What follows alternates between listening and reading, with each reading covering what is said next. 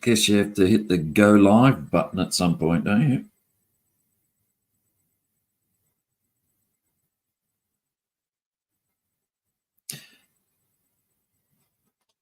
Damn.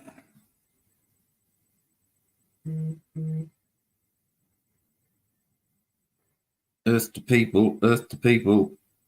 Is there anybody out there? Anybody out there looking for a place to chat for an hour or so? 7 o'clock over here in grey, shitty Sweden, which is probably a nicer place to be than over in Eds with fucking FCC and finger gun firing jerk off. Yeah, it's a bit sad, isn't it? There's not much on viewing tonight. It would be really good if someone could pop up here and if I drop a link and tell me what exciting stuff I missed over in Nungas. If I can fucking remember how to do that a little bit. Must be this.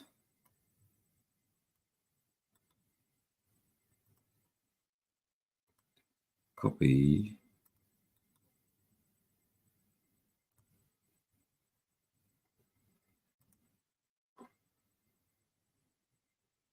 Fucking clown, throw your kid down a well, mate.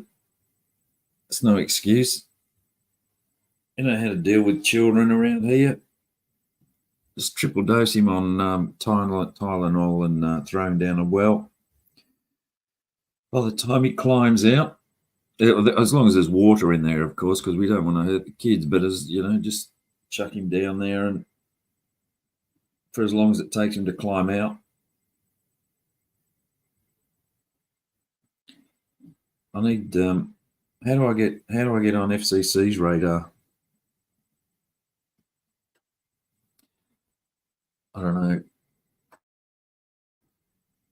He's such a thing I like about FCC is he's just so sincere and authentic, you know.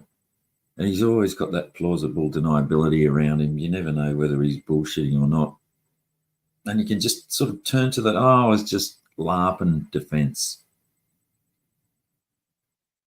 18. Fuck. That's a big you're gonna need a bigger well to get rid of that kid, I think, Clown Force. What do you call an 18-year-old clown?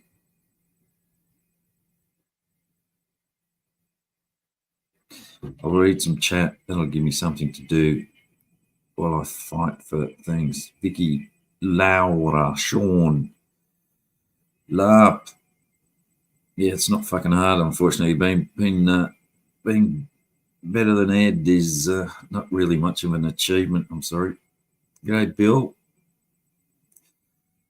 Don't be seen over here, mate. You'll be on the watch list.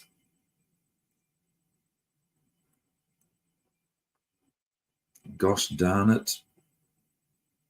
Where's John? Fucking let's have an all Australian fucking show for a little while. Yeah, mate. I'm gonna have to send Bill Evans on a lap just so that FCC doesn't come at me. No, he doesn't do. Bill doesn't do laps. He does circuits. That's a pilot joke now, a flying joke.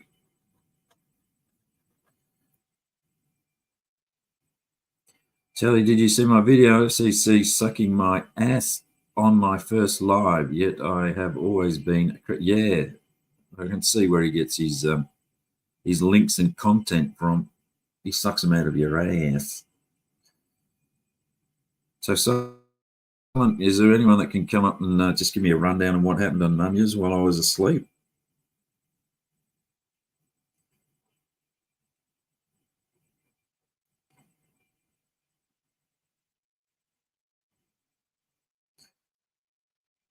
Oh, Julie, we wish you well in your therapy.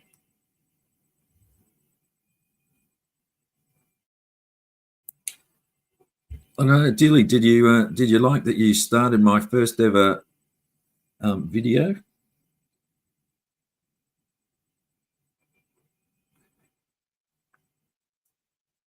Rewind.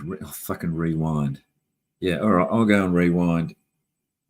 So as I go and replay, I'll go and replay Nunya's replay of a fucking replay 5 minutes after it's cancelled. It's like even fucking Gilligan's Island, they weren't as bad with that.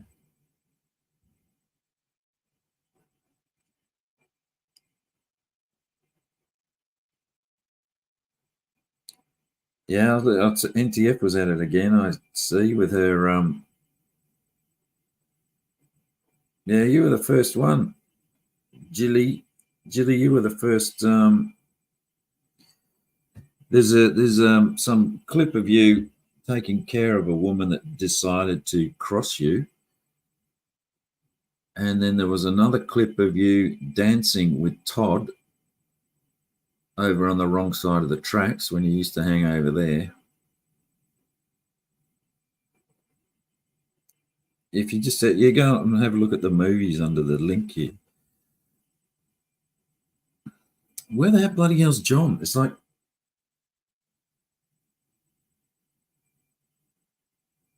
come and talk, John. We can discuss these Americans.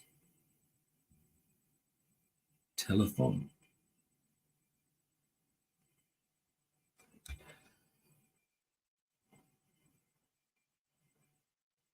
And I need an intro too.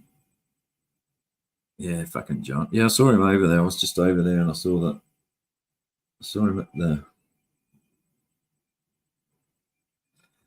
in the middle. He's usually hanging around looking for somewhere to be philosophical.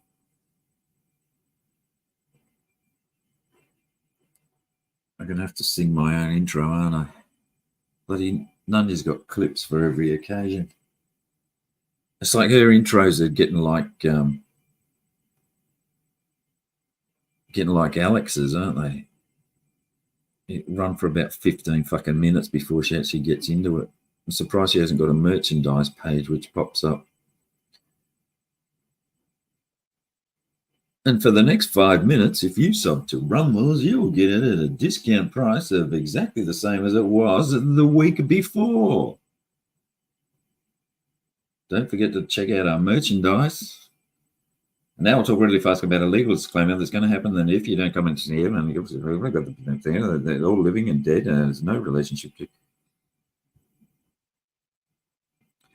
Jay Hilsey, you got those boots on?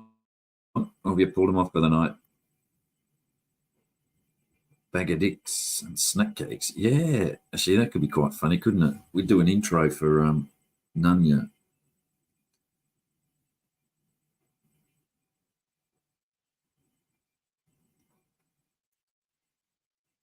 Gosh darn it. Fucking that John character. Where is he? No, Hilsey, come up. I need some company up here. Or Sean, or... I'm dying here. I'm dying. I'll have to give a monologue about my life. And yeah, actually, well, let's get on to one of my favourite subjects, which is Bill Powell. I mean, he had a little bit of a dig at me yesterday, as he always does. You know, it's really a cringe relationship, I think, between he and I. But I was glad that he gave the background to that that case that because Cat Reed and bloody Nunya and them said that the case was about him, faking getting shot in the head and having blood all over his apartment and so on, and his neighbours being concerned about him and so on, and he had his guns taken because of sort of loopy activity. But as it turns out, what he actually did, folks, was he kicked in his neighbour's back door to rescue his neighbour's wife because the said neighbour was, being abusive to her. So he was, in fact, a hero. And he unjustifiably got his weapons taken for trying to save somebody. And I just like that sort of misunderstanding is is just sad. But thankfully that all got cleared up. And I'm sure there are documents there that he's already posted online which back up that statement and that claim. And if we weren't lazy enough, we'd go through all of his back videos and stuff to find it. So that's good. It's nice to be able to clear that up. Is bloody Laura going to bed already? I don't know. Actually, Hillsy, I think scrubs and boots still kinds of works for me. Damn controls here. How does Missy know you're around? Control? I thought you were like the same person.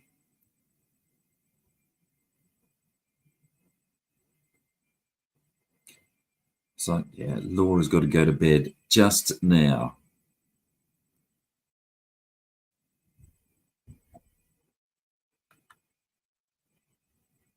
I'm going to keep dropping this link just in case some idiot wants to. Well, I mean, Missy's the only one that bloody talks to, isn't it? Controller. That's why I thought she was you. Because I mean, let's face it, no one else talks to you. Mr. Pred Hunter in the house. Good to see you. Good to see you. God damn. Where's Angela? Angela never comes to visit. I bet she's lurking. No, she wouldn't lurk. She wouldn't give, she wouldn't do that. Juniper, I don't know. Juniper's probably getting over her latest Power Woman crying session. Who else is there? What the fuck? Duck lips? Can't do it, Laura.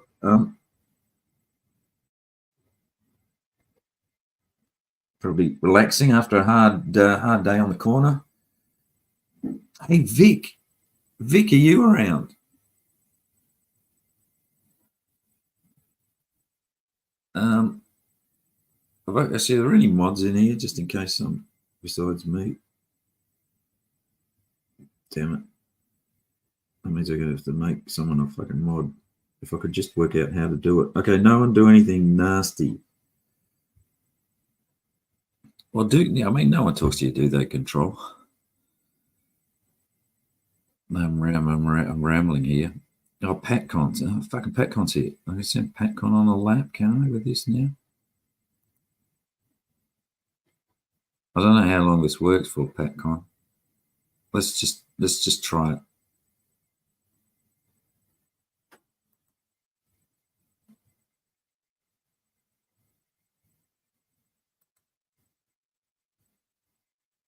Oh, fucking, it all moves up.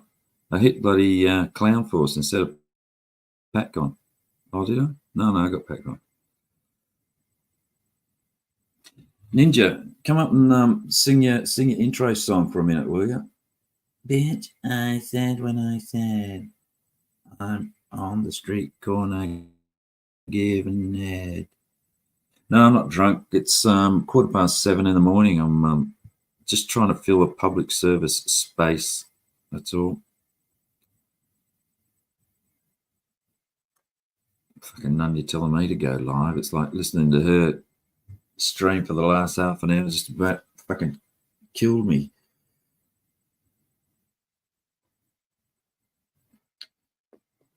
Did you know? If you just in case you missed it, Clown's going to throw his kid in a well, which is pretty bad. Ramsky.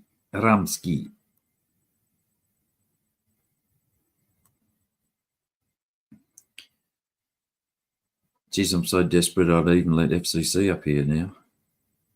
Vic would be good. Oh, Vic, let's have a chat, Vic. Tell us about your basement. Talk about fucking loop. How the fuck can Vic talk about people going on loop? I'm gonna veneer this here window. It's a good thing is when like no one watches you, you can just use the same jokes every night. Darn it. Yeah, I'll work on that. I'm going to do some crappy rap intro. What? None yet.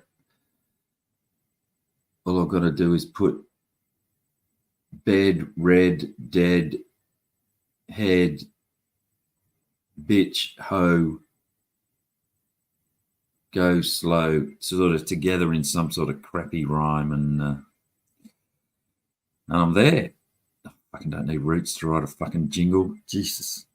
Bloody 4-year-old can write a jingle. I mean, it's like, all you got to do is rhyme with, those basic things, and you're there.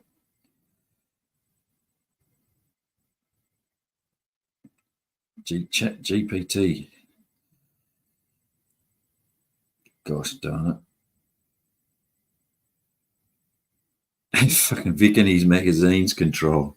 It's gonna be in magazines. It's gonna have a door here, see, and a shower, which is a bucket with a hole in it, so it's environmentally friendly. But she lied. She's all, jeez, fucking Vic. What a fucking genius that guy is. I bet $100 that when he's done 50% of the job and then got stuck and it hasn't moved in fucking 2 weeks, they're going to kick the fucker out of there. I bet you.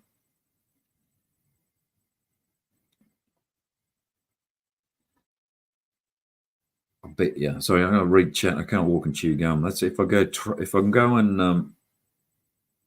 If I'm going quiet, it's because I'm reading chat. Yeah. I don't know, Vic. You're going to get kicked out of there. LB's going to say something about you soon, which you're going to say is a lie. And actually, fucking, that's interesting, isn't it? That's exactly the fucking JT Colfax's soft point, isn't it? He doesn't like liars. That's what gets him more triggered. Anyway, what was I? Oh fuck! See, it's hard when you got no one up here. You just sort of go around in circles. There's no one there to pull you back on track. Don't know how Mitch does it. Maybe he listens. Where were we? Vic, yeah. Oh, that's where I was going. LB will have a restraining order out against Vic in a couple of months, I'd say. She's going to say something which Vic is going to take as being a lie. And then he'll mention something about his driver's license, and it'll happen then. It'll be all on. He'll drop his fucking, or refocus his rage from Bobby Joe and PHI and Ninja, and he'll focus on LB and probably FCC, because FCC's clearly working together with LB now. Yeah. So there's my predictions for 2024. Vic gets kicked out of his house and LB takes a restraining order out against Vic. FCC will disappear again because he's really, really struggling for fucking any sort of friends at the moment. Even the people that tolerate him don't like him. Well, PatCon's back. So how long was that, PatCon?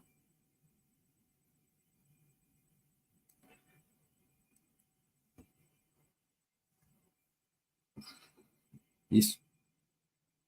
Clown, are you throwing that kid down the well yet? You're free to come up.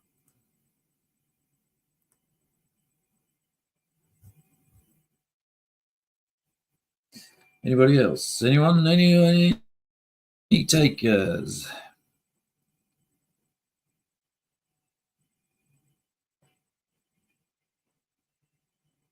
YouTube drama predictions. Yeah, what else we got? Who else can we look at? Nunya. Okay, let's look at Nunya. We got done one. Well, Vic's his own side. He's an island. He's a woodworker. Just got a creation channel. And not like everyone else. He isn't stuck on a loop. He never repeats himself, which is good. If I had his channel, I'd drop it a link. If I knew how to drop a link, I'd do it. Nunya. What's going to happen with Nunya this year? I predict people are going to keep looking into a background.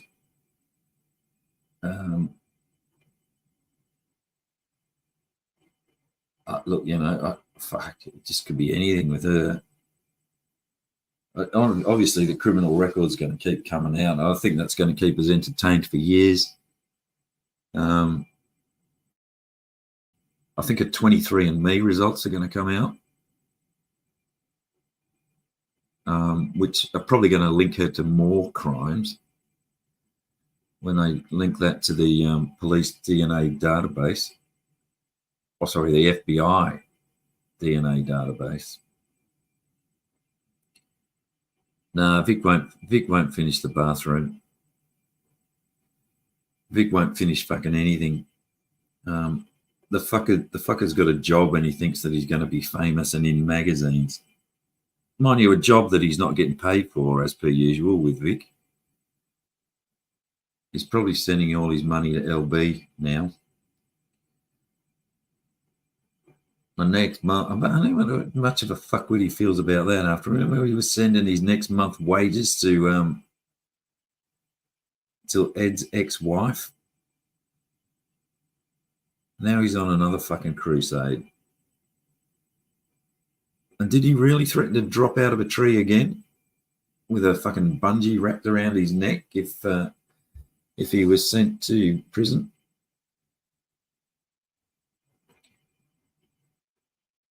That's kind of a Jeffrey Epstein sort of move, isn't it, really?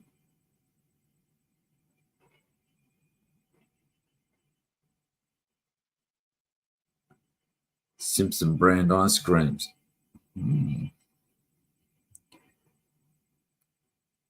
Oh, fuck, I scared Nunya off now. Yeah. Bitchbot. What's going to happen with Bitchbot and Bitchbotch? Bitchbotch in 2024. Interesting question. Is going to lose some weight. They're probably just going to cut it off him. I don't know. Bitchbotch is a bit of an enigma. He'll definitely make a comeback. He won't be able to stay away. I don't know. He seemed a bit needy and a bit pleading for attention just before he left for some reason. Like, he was definitely getting tired of it. It was a bit, poor me. They say all this mean stuff to me. He sort of, there's a syndrome there, isn't there?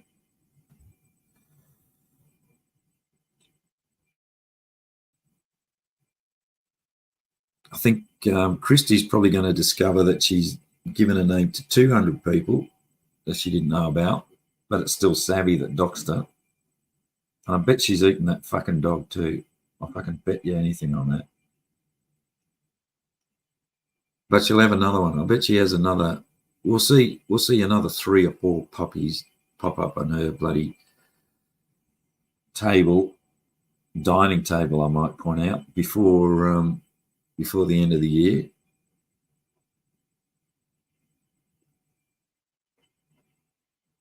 And I think she's going to end up, I think David Cox is going to fly over and they're going to be an item.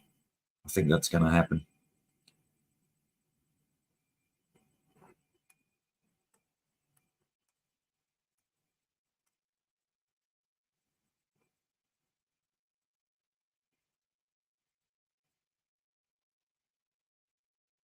Yeah. I said eating a dog, but it was a vegetarian dog, so that's all right. Nunya. Speaking of dog, I haven't had breakfast yet. Good night, Gardner.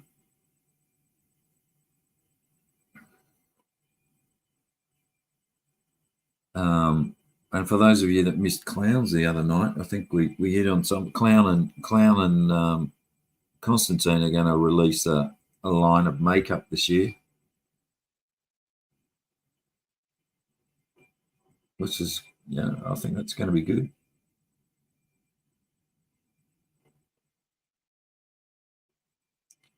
And let's see, PHI, she seems to have come down a little bit lately and she gained some focus, which is good. So I think she's probably only going to quit 3 times between now and Christmas.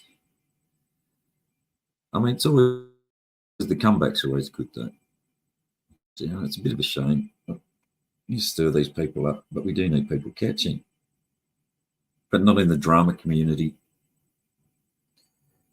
We need people in the drama community. I think we've got to send out a clear message that we just don't need it contaminated by these fucking catches. They just add a layer of confusion that we don't need. So, I mean, none of the fucking... Well, Wolf's here, I guess. Well, he's probably gone now. He's probably gone to get stoned. He won't remember what I've said in the morning anyway. So,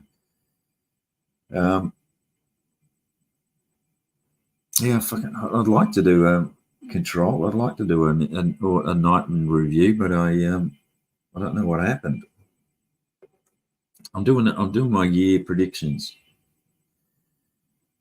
So PHI, FM, probably going to be trying very hard not to mention the word piss, but I think he's probably going to slip up, like probably in the same vicinity as PHI is going to quit. I'd say probably 3 or 4 times between now and Christmas. Unfortunately, Tommy Boy Studio is going to be still focused on PHI and Nunya. So, by the time Christmas comes, he's going to be down to, they said they wore this size shoe, and in fact, they actually wear that size shoe because he's fucking bled that little stream fucking as far as, as much as you can bleed it, I think.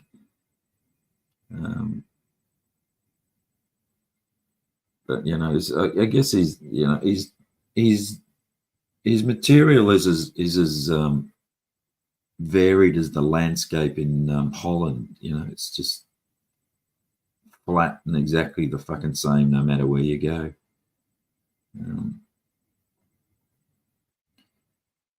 But it's good. We need Tommy Boy.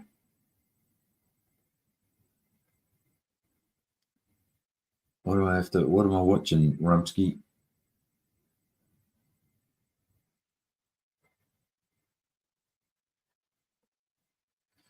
Fucking Shizzle wants a bloody agenda. Shizzle, the only thing that I'm doing here is just, it's a public service. We like to think of it here in Telly Boy Studios. We provide a space for the public to go in alternative viewing when meth hours are approaching for you guys. Anyway, I'll start this again. Alternative viewing to whatever else may be on at this point in time, on the other side of the tracks, or the wrong side of the tracks is probably much closer to it. If you go and see what's hanging over there, so that's basically it. And because no fucker comes up here, I'm just rambling, basically. I've got nothing. I've got no script. I've got no agenda. I'm just here for the kids, just to make the world a better place.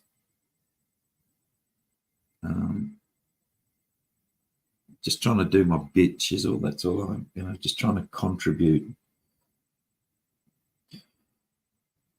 Yeah, which is pretty good of me, I think. It's good. Yeah, it's it's like a NATO thing, really, isn't it? It's like I'm picking up because it's morning over here, I can pick up the night shift over there and helps you guys, the insomniacs and people that are working late. I can help you through the night without having to get tainted and get your shoes dirty or your boots dirty in Rumsky's case, not Rumsky's case, in Hillsy's case, over on the wrong side of the tracks, or the wrong side of the fence, maybe is a better term for it.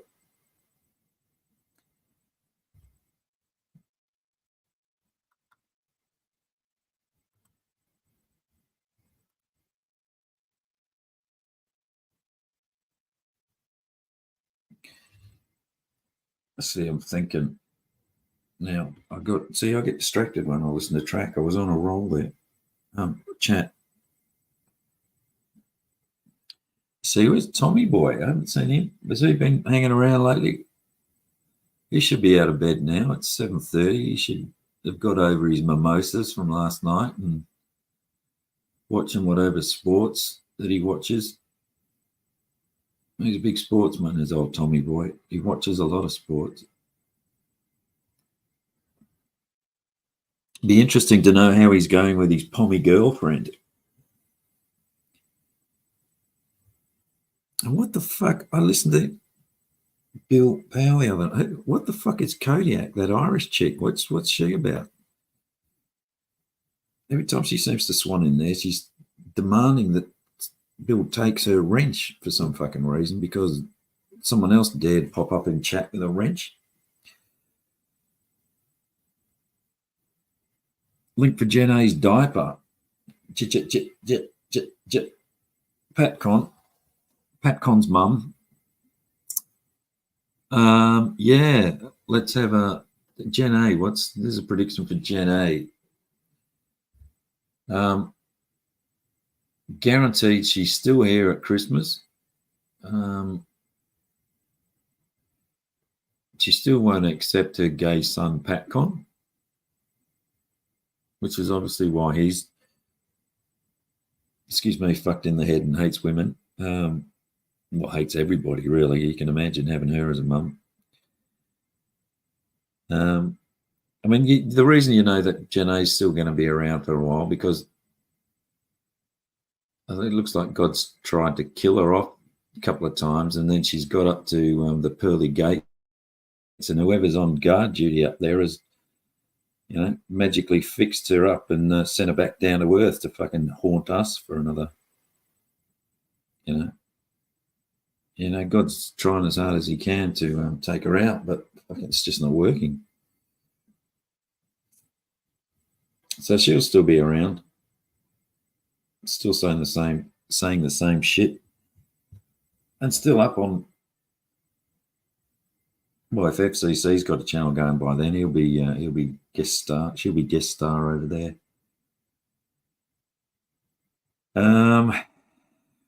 Caps. What's going to be happening with Caps? Better leave that because I think we're going to get revelations about Caps and his 23andMe account as well. I think someone's going to look into that because there's something funny going on there.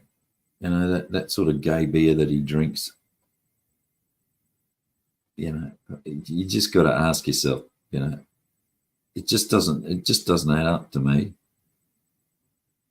And him being all inside of what the fuck's emails, DMs, acting inappropriately to a cam girl while mentioning sex. Was she a hooker? I'm not sure whether she was a hooker. Someone needs to confirm that, but I'm running with that now because it entertains me. So yeah, I think we need to have maybe FCC can do something disingenuous look into Cap's dealings with a. Well, there you go, Cap dealing with trying to drop it into the DMs of a wannabe porn star. Seems a bit sus to me, but I'm not the moral police. I'll steer away from that. Modelo. What's a Modelo? Sounds like a wine, but I'm guessing it's not. It sounds like Modelo. Is that Mexican for model? Multiple models.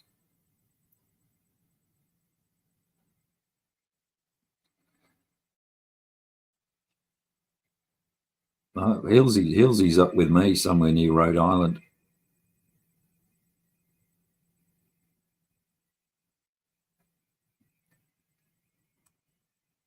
Rumsky's part. Did you know? I can dox what Rumsky does as work. She's half Polish, so she does tiling, bathroom renovations and stuff,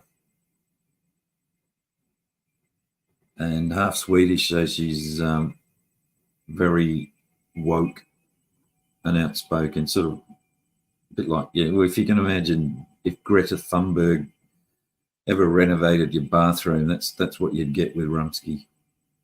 That sort of odd mix. It's a beer, is it? Well, what kind of beer? I mean, nothing says gay like Modelo. If it's a beer, it's like a Corona. So what, you drop a fucking bit of lime down the neck, do you, Cap? Jason's here. Let's see whether Jason's got we'll come up and sign the contract in public. Oh, he's in the basement. Oh, fuck. Thank fuck for that. How long have you been? Hey, what's up? Just like 3 minutes. Oh, sorry. Apologies. No, you're all good. What's up, man? Nothing, mate. You've saved me. Yeah. I heard you were on a monologue, and I know it gets awkward after a while, dude. So yeah, you heard I was dying up here, did you? Something like that. Yeah. Fucking don't need anyone to beat me up. So what did I miss? I saw there was a couple panels on, but I couldn't do it tonight.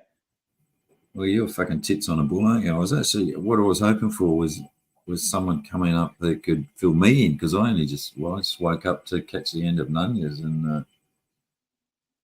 and she was replaying Vic and LB, I think, and then Cat was obsessed with his hooker friend, so he sort of distracted onto that, and then Clown was obsessed with his hooker friend FCC, or his child porn sharing fucking buddy FCC, so he got onto that, and I sort of missed the first, no doubt with Nunya, first 6 hours it probably was that she was on stream, so I was hoping for someone to give me a bit of a recap.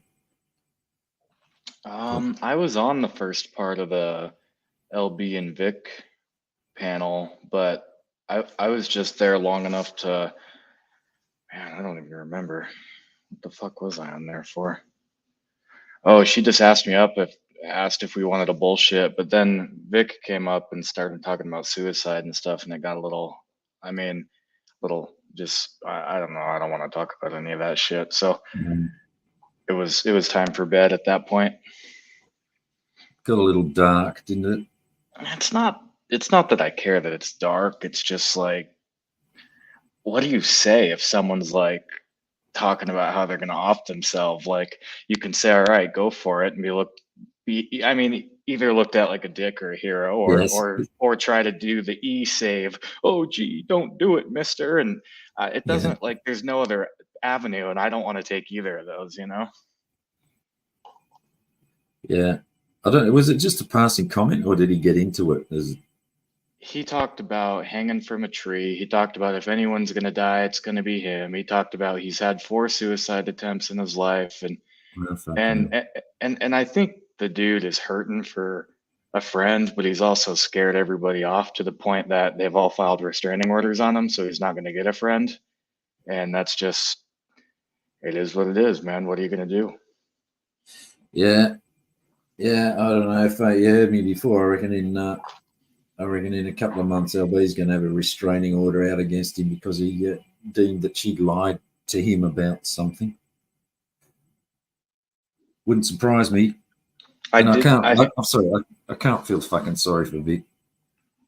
I'm fucking well beyond that with him. I mean, I don't want him to fucking hurt himself, but you know, I don't think anybody does. But so. Well, and what I've noticed is, it's all well and good in my eyes if you make a mistake and you apologize for it, but then if you keep doing it and keep apologizing for it, it just gets like Okay, well, we're done here, you know? Yeah. So, Yeah, that's it. It's you just see, because I can't get there now. I watch people, but I watch their personality, and I've seen Vic's personality, veneer. He repeats himself and does the same shit to different people. Certainly has been doing for the last 12 months or so. I do He's just I changed do targets. remember from the beginning of that or the beginning or right before I left that panel, I think it was LB who muted him, and she was like, "I don't want to hear about no woodworking tonight." And it made me go back to that panel. You absolutely reamed him for the woodworking thing. I was like, Jesus, I guess everybody's getting tired of the woodworking. Oh, fucking! It's like he's going to be in magazines. So I just want the opportunity to talk to him before he, becomes famous. And Fair enough. as Clown rightly pointed out last night, being in magazines means that's what he sleeps in to keep warm. He wraps himself in magazines. Oh yeah, I forgot about the whole sawhorse and blanket with a mouse in it. Well, that's it. I mean, he has to roll some magazines up and then stick them up his date hole so that the rats don't climb up there when he's sleeping. Or maybe he Yeah. likes the rats climbing up there when he's sleeping. I'm not sure. And Vic could probably tell you the same. If you work on old houses, a lot of time they have newspaper for insulation, so he could get magazines or Yeah, something from there too. yeah, that's true. I see. It's put insulation in my old place in Sweden from, when was that, 1900 something. And I went in the roof and there was old newspapers up there, and one of them was a headline of Herman Goering getting married to a Swedish lady in Stockholm. Hmm. It was interesting. I was sitting up there reading all the paper when I was supposed to be fucking sucking it all out and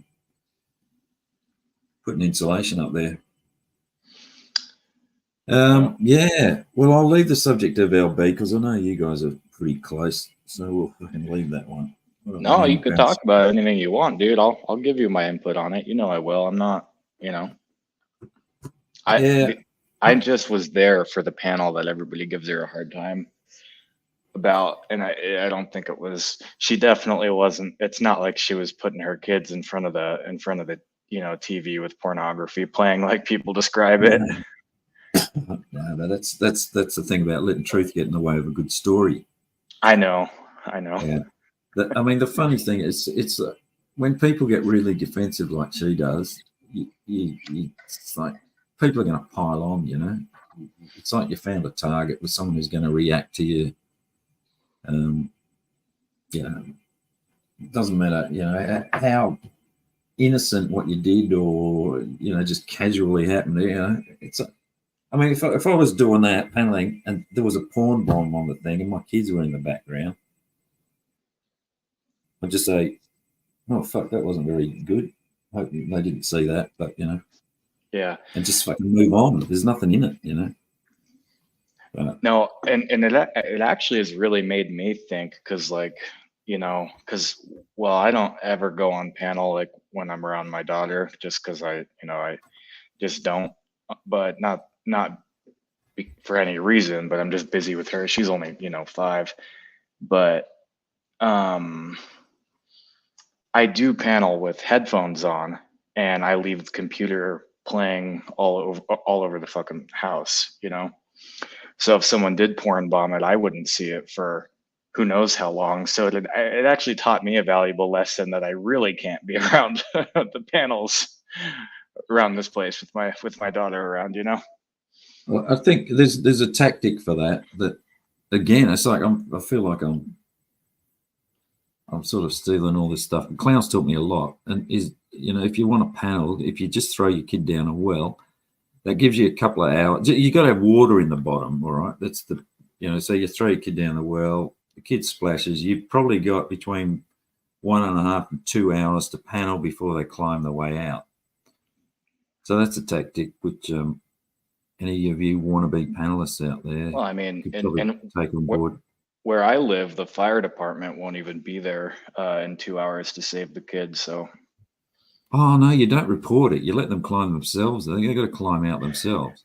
I mean, your kid's younger, so you might want to throw a little bit of a help down there, like a rope ladder or something like that.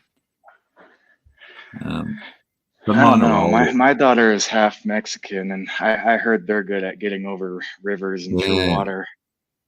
yeah, That's what that's they very tell me in true. Texas. Yeah, yeah, they're good at climbing over things, aren't they? Or That's what tunneling I've under heard. things. Yeah, swimming across things. Yeah, good point. Good point. But she's only half that, did you say? She's half. Her mom Yeah. is from Chihuahua, and I'm from Colorado. Oh, Chihuahua. That's where they grow that dogs for food down in Mexico, isn't it? Where Christy lives. Dude, I've been to Mexico once, and it was for like 6 hours, so I got no clue. My daughter is getting her dual citizenship, though. I getting the paperwork in the mail soon, just because I don't want her to get captured by the Mexican government for not being a citizen when she goes there with her mom. Yeah. Well, it doesn't matter though, does it? They just sort of, I suppose they have to walk back then, don't they, if they get caught? I don't know. I got detained on the border for like 3 or 4 hours, but that was by American soldiers, not Mexican, come to think of it. So I don't know what the rules are there, but they don't like if you break them. Yeah, they get fucking border police get a bit funny sometimes. Well, and I was trying to get back in. They let me go to Mexico just fine, but they wouldn't let me back in. And I was like, yeah, kind of freaky. So you're the American citizen and they won't let you in. Yeah, exactly. That sounds that sort of sounds like the way of the world at the moment. Yeah. In fact, I actually have a couple emails left from that between me and my attorney. I'll have to see if I can't find them. I forget what I was bitching about exactly. It was like 2 years ago. But yeah, they definitely held me there. And they tried to separate from really? me and my daughter, and I wouldn't let them. I was like, So I fucking the borders are funny, and I've got a few stories about. Well, as you would as a spy, moving from Alaska to Rhode Island to Sweden and Australia and Austria and Switzerland, obviously, because those places get mixed up. We went to Greece as a family and fucking what happened? Oh, the kids and mum were all travelling on European passports, and I had an Australian one at that time, and so they all got through without having visas. It was just like a stamp visa as you go through, but I had to pay for a visa as an Australian going through. So they went through, and I said, "Oh fuck, I'll catch up. Just go through." So no, I didn't even do that. That's right. Well, we were all together. So mum went first, then the three kids, and then I was at the back. And then when I got there, it was like, "Where's your visa?" And I was like, "Oh, I haven't got one. Don't I just get one here?" And they said, "Oh no, you got to buy it."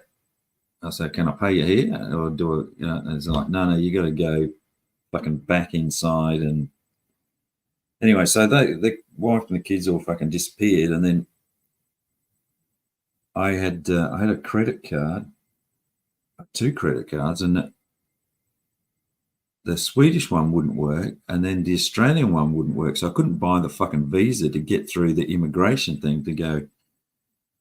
Meanwhile, it's like there's a book. It was just like one of those package tour things to a hotel, like a winter sun holiday sort of thing.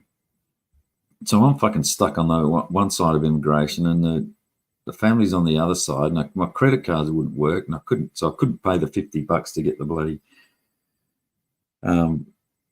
get the visa, and the people where you buy the visa didn't give a fuck, and then the people at the immigration counter didn't give a fuck. It was like my problem to go and sort it out, so I was stuck in fucking limbo in there for about it felt like days, but it was, maybe an hour and a half until I sorted out. And I had to go to the police. They had a police section so I had to go to the police, and of course then I had to sit in line in the police, and they didn't speak fucking English. It's like I was spamming pictures of, Turkish fucking prisons and all this sort of shit. I can't remember how I got through in the end, but I think I went and tried the card again and it worked. Then I got the visa and I got through, and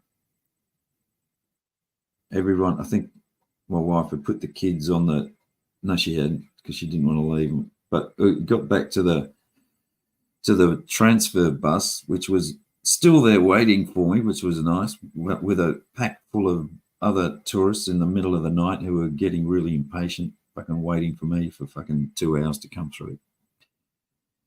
Yeah. Yeah, it sounds like a fucking nightmare. And it always happens in the middle of the fucking night, when you're tired and I don't know. I've sort of travelled quite a lot, so I'm a bit casual with it. I just treat it for me. It's just like catching a bus, But it's generally you got to wait longer, and you can buy snacks at the bus station. You get in a tube in one place and get off in another place. Yeah, I used to want to travel a lot more than I do now for some reason. I don't know what took the wind out of the sails for it with me. Yeah, I don't know. Someplace it depends what you're doing it for. I think. Yeah, I know my grandfather is he's a geologist, and he's been to like 60 some odd countries in all 50 states, and he travels all fucking over the place, and he'll be there for months or even years. Like he's probably been in Europe 5 years, all cumulatively. And I haven't heard too many bad traveling stories with him, but I also haven't asked him, so it kind of makes me want to now. I think your resilience to what becomes bad is no longer that. What you think bad is not what they think's bad. But my fucking sister, I think, I don't know, she's been. I have to ask her how many countries she's been to. Yes, she's an architect, and she's sort of been around as well. Like, just makes it a habit of going to a new place, every year, a new country. And I think the last place she went to was it fucking Dubai. Oh, she does ocean swimming as well.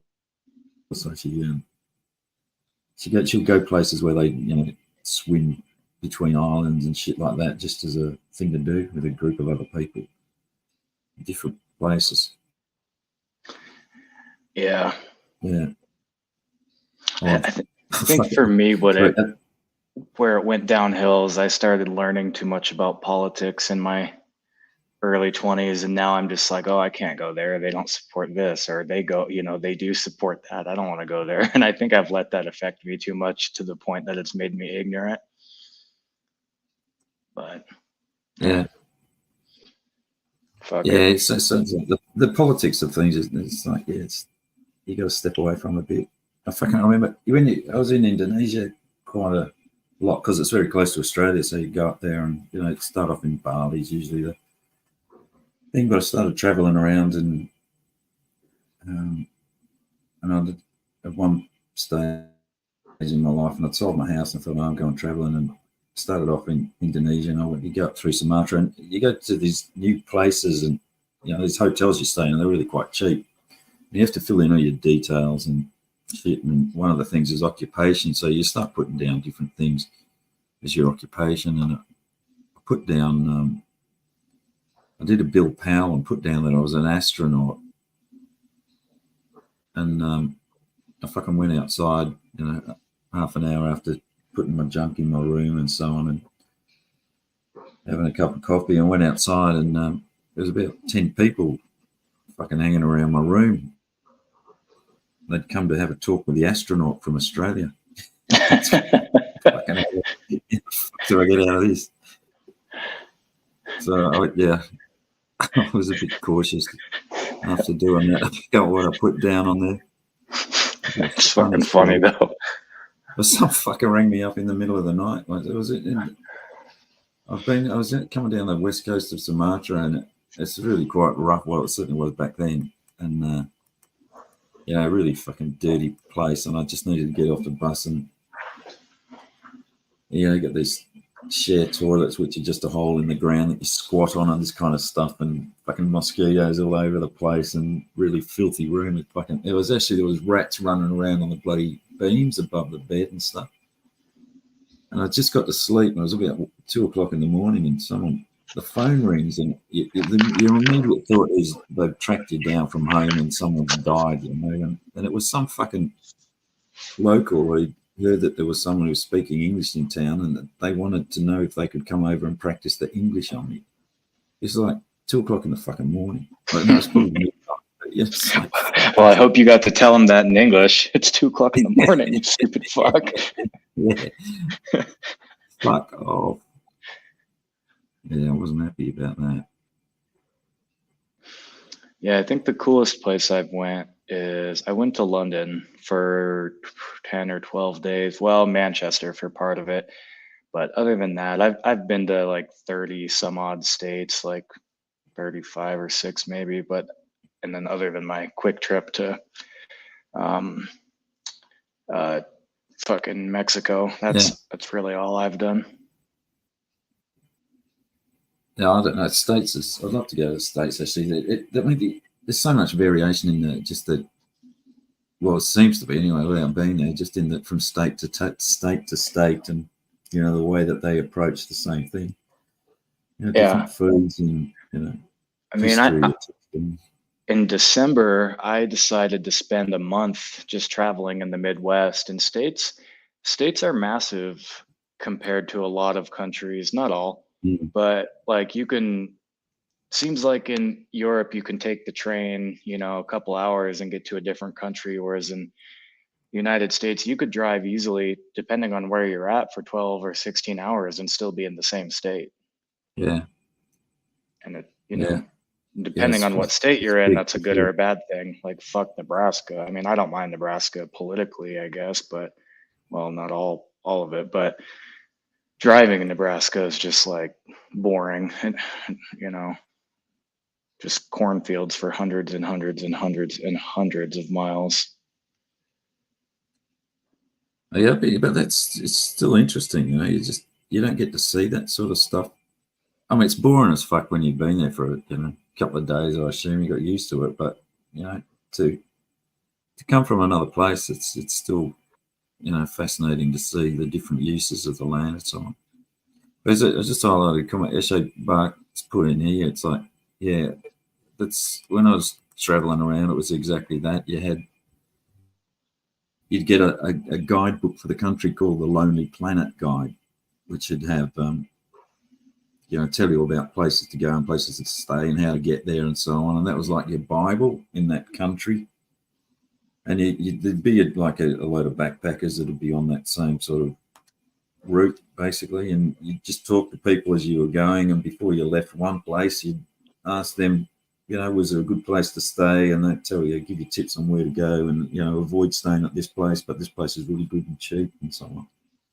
So, and you'd usually hook up with a few people that were going in the same direction as you were for, maybe a week or 2 weeks, and then you'd sort of split off. And if I can miss doing that. But no mobile phones or anything.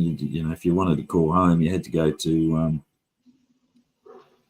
local post office or phone company, and yeah, well, I remember being little and my grandpa would call me sometimes, but he had to have like a specialized satellite phone, and there'd be like one in the whole camp he was at, because they'd go to obscure third world countries in the middle of, or rappel down caves and fucking, or, like he was out in the middle of nowhere and he could make one call every 2 weeks or a month or something. They'd have a helicopter come drop supplies off once a month and places like that. So he, yeah. I used to really like traveling before phones. Why that comment you just had up? I mean, when I was probably 17, I drove from Colorado to then south to Texas, and then all the way east over to West Virginia. And it was all just with a map. And it was like well over 2,000 miles. And now I feel like if I did that, I mean, I know the highways, kind pretty well now, but it is a whole different world traveling before smartphones, actually having a map and, paying attention to that stuff. Mm. Yeah, it's like Gusto says, yeah. So you just get a flight. It's like get a one-way flight. I've done that before. So you just got one-way flights into places, and yeah, if you go to somewhere like Bangkok or somewhere, it's like even dropping in there without. You don't need to book ahead if you've got a bit of confidence. You just, go in there, go to the airport, go through, and there's hundreds of people there touting for, come and stay at this place or that place, and they'll get you a ride and shit, and just to start off, you just need to start, or you just get, say, okay, fuck it, I'll come with this guy and I'll stay there, and then after a day or so, just see where you end up the next one. Oh yeah. That's like I can't stand this. My ex-wife was, pretty. I tell me she just not used to it. I guess in the same sort of way, and I was having the sort of time pressure of you got to be somewhere, then you got to get back within a certain period of time. So, you book your hotel and your itinerary and what you're going to do on what fucking days, and I fucking hate doing that. It's like I'd rather I cannot do that. And if I'm not in the mood to go to a water park on Tuesday, it's like, well, fuck it, I'll go on when I feel like it, or whatever it may be. Yeah, usually when I travel, that's what I do. I'll kind of pick a direction because I'm kind of in the middle of the country. I'm in New Mexico, but I used to live in Colorado, which is almost right in the middle of the country. And I would just pick a direction, north, south, east, or west, and just drive there. And I didn't really care or whatever what state I ended up in. I didn't have a plan. I always kept all my hunting and camping stuff in my car anyways. So if I got stranded somewhere, I would be fine for, weeks theoretically. So I never really planned ahead, I still don't. Even when I traveled last from early December to early January, I just drove around the Midwest, and every time I saw a new sign of a city that sounded interesting or whatever, I'd just go there. And if I didn't like it, I'd leave, Yeah.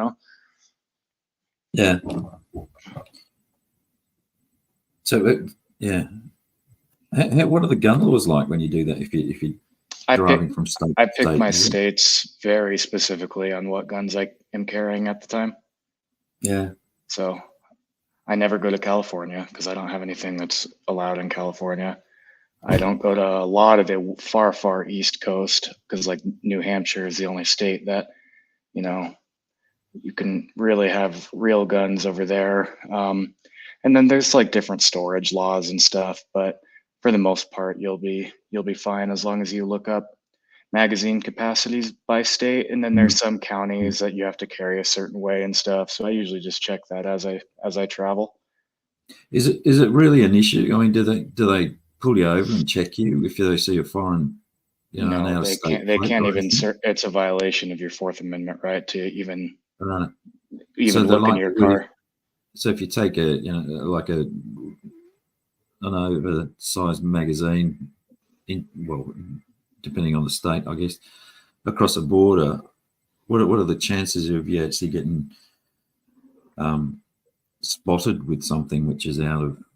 The chances are next to zero. The only way it would be really found out that I can think of is if you got arrested for something else and they found that magazine on you. Like if you're in California and you have, say, a 17-round magazine and you ended up shooting someone, the defense might be like, yeah, well, his magazine was illegal. Or if you ended up, I don't know, crashing your car and getting a DUI and they arrested you and then they found the illegal, but you have to really fucking fuck up to have that happen. But even so, I don't want to get in trouble for that. So like I said, I won't go to California or, and like states like Colorado, they have a new magazine ban from like say 10 years ago where it's a 15-round capacity, but all old magazines are grandfathered in and there's nothing against taking magazines from other states in there. So it doesn't matter anyways. Yeah. So So how do they? So what happens? So you take a weapon like that into California and whatever, and get caught with it. What they take your weapon, do they? And what are the consequences down the track? I would imagine you'll be in a hell of a fight for your Second Amendment rights for the rest of your life, and they will definitely take your weapon. California has really, really strict gun laws. So, They, yeah. right. So if a state can make a decision about the weapons that are allowed in their state, and if you violate that state law, then it becomes a federal issue. Yeah, but there's no federal restrictions on magazine capacity. So No, there's, but what I'm saying is, if but then that could then you go home again. Let's say they've taken your fucking weapon. Did that does the well, they've taken the weapon. They can only take the weapon that you've got with you, I would have thought, right? so the judge in that state might make an order that you can't possess weapons, but it would only be in that state. Now, if you're Yeah. right next door to California, they might, um, what's the word I'm looking for? They might come find, there's a word for it, come find you and bring your ass back to California Oh, if you don't go extradite to or court. something. Extradite. Yeah, I don't know why I couldn't think of that. I was thinking extort, and I'm like, that's Yeah. not it. It's because Extradite. Yeah, they, I used to be a bounty hunter, so you know, so you, yeah. working for Um, international bounty hunter. Yeah, have I told you about my international? Sorry. maybe on a YouTube short or something you did. All right. But But they're not going to come after your guns that you've got sitting at home, though, are they? theoretically, they might try to say you can't possess them, but there's not much a judge in California can do if you live in, say, Yeah. Montana. Or New Mexico, But for example. yeah, but like I said, they might just keep your ass in jail until your hearing, and then you might be convicted and then be stuck in a California, you know. Yeah. So it's just not worth the risk to go to California, and they have a whole list of guns that you can and can't own, even regardless of the magazine size. Whereas, like, say the state I'm in, or Texas, or any of the more rural and you know conservative states, you can basically have Yeah. whatever the fuck you want. So you won't. So you wouldn't go to California without a weapon. I wouldn't go to California, period. Well, yeah, okay, but I don't know. So yeah, I guess that fucking So is no, sort of I right. wouldn't go anywhere without a weapon. So no, I'll never go to California because But is I'm that not that's the reason you wouldn't go there? that, and there's just nothing for me there, dude. I mean, I Yeah, guess Northern California, that's more rural and stuff, but I don't like all the big city and this and that, and it's yeah, just too much for me, dude. Like I used to think I would want to go to California, but it's just too much for me, man. I mean, 3 hours in traffic in LA, and then it's just yeah. there's so much going on, and I just don't like that. No, I understand. Well, there must be some like spots in California that I mean, looks kind of interesting as long as you keep out of the cities. I would have thought. Yeah, there's a lot of rural places, like, there's a bunch of farmers in northern Colorado, and but all their gun laws are governed by all the liberals in the big cities, so it kind of sucks for Right. them. Yeah. I understand. Yeah, the numbers sort of carry the day, don't they? Unfortunately. Yeah. You And so you wouldn't go there with JT Colfax for a little bit of California Reeman. Californication. Yeah. No, I wouldn't go there. So your experience with JT, he's personal levels, good guy, friendly, helpful, long way Yeah, away from yeah, YouTube. the whole thing wasn't even planned, So, honestly. I was expecting to meet Tommy that day, and then everything just kind of fell apart. And uh, so JT had said, if you want to get lunch or something in Colorado, let me know. I didn't have his number or anything. And then I messaged Sam and I was like, hey, give JT my number, just, whatever, if he wants to meet. And I was expecting to just maybe go to lunch one day, and then everything fell apart. Everything planned fell apart that day. And I was driving through Colorado, and he called, or a random number called, and I answered, and he's like, well, where are you at? And I was like, well, I'm here. And he said, no, that's 45 minutes from me. And I was like, all right, dude, well, I have nothing planned today, anymore. And I just fucking got some beer and went over there. And that was that. And Yeah. Did you take that gay beer that Cap drinks? no, I took god awful. The beer Cap drinks is a lot better than what I bought. Is it? Oh I yeah, I see. bought fucking piss water, like domestic American, just cheap. You know, for the max quantity I could, with spending as least money possible. Right. It was a Oh, yes. tactical decision. We're gonna see that. That's what that fucking Mexican beer tastes like, doesn't it? Full of Modelo sage. isn't my favorite, but Pacifico Oh, this is another one. and I've just highlighted another one of Cap's favorite beer flavors here. It's that sage dipped in embalming fluid fucking flavor. yeah, that's yeah. Sounds like an IPA. Well, I mean, it's. I think it's all right as long as you put some lime in it. I really like Sorry, mate. I cut you Pacifico off. with Then you, lime you were or talking about your JT encounter. oh yeah, it was fine. I mean, honestly, we didn't really talk about the community a whole lot until we just threw a panel on for background noise. He didn't say anything bad about anybody, and I Yeah. try not to. So it was pretty boring, but I don't mean the experience is boring, but the talks wouldn't be interesting for No, no, here. no. A lot of it was just hearing about his background. He served in the military. He had, Yeah. he's done a lot in his life, and just listening to his stories were interesting. And I would do that with anybody, dude. There's no one here, even Yeah. Jeff, No. I that I think I wouldn't think meet I and go have beers with. understand what you mean. The YouTube persona is quite different from what they're like in real life, and even people like oh God, thinking about it. No, I can't say it, but that. Yeah, I'd certainly go and meet them and have a beer with them or a cup of tea and a chat and see what they're really like in real life. Hmm. I think so. Yeah, Rum, skin, and coke. and I've already met Tommy about half a dozen times, so I figured how that would kind of go, and it went just fine. Then I asked some other people if they wanted to hang out. I didn't really hear anything back, and that's fine too. It was just I go to Colorado like damn near a dozen, at the very least 8 times a year, because that's where my little brother is and the other side of my family. So it wasn't like this big weird thing planned out. I literally go there probably every 4 to 6 weeks for 5 days. Mm, yeah, yeah. It looks like a nice place as well. Actually. Colorado is Well, beautiful, man. Especially yeah, if you like, there's some good hiking there. There's some beautiful mountain towns like Estes yeah, Park, and there's also on the eastern side, there's a lot of rural, farmland and stuff. So yeah. It sounds it sounds nice. But yeah, yeah, I've met anyone. I think even even Nunya. I want to get drunk with Jeff next. He's still 20 minutes away from me, just to see if he says he's sober the next morning or not. Still sober. Jeff. Yeah, I thought you guys were best buddies.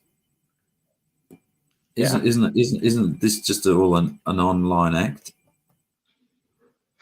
I don't really remember much of some of the panels I was on vacation, but I remember him trying to talk to me on one of them. See, I don't drink, I don't do drugs, No. so I've noticed when I do now, because I quit drinking alcohol aside from like on vacation and stuff, probably about 4 or 5 years ago, something like that. And now I must be getting older because I black out, and I never used to do that. You cross the invisible line, do you? Yeah, or I don't know if I cross it. I would say I fall over it. At least you don't start inventing fucking lies. No, I wouldn't do that. I Just know every lie you tell you'll get caught in, so I fucking just it's not good to do. yeah. Does Jeff's mum like you? Oh, I still need to know. So what was that all about? I heard like a recap of it kind of, but no one knew about it on some panel when I was driving back home. But what was the purpose of that conversation? And that seems like a dangerous idea to bring, you know, because I wouldn't bring my mom here. That's all I'm saying. I could probably get it. I'd probably get it. Actually, it was a fucking funny stream, to tell you the truth. I couldn't stop laughing through it, and I don't know, for some was fucking usual fucking arrogant reasons, I went up on the panel and just to fucking just like a fucking everyone did. I think it sort of just wants to have a bit of a poke at Jeff and see if he'll run off down some fucking tangent. But fuck, it was funny. Now, what happened is he's had another tragedy in his family that he couldn't talk about, but had to tell everyone. But he told. Hang on, Locke.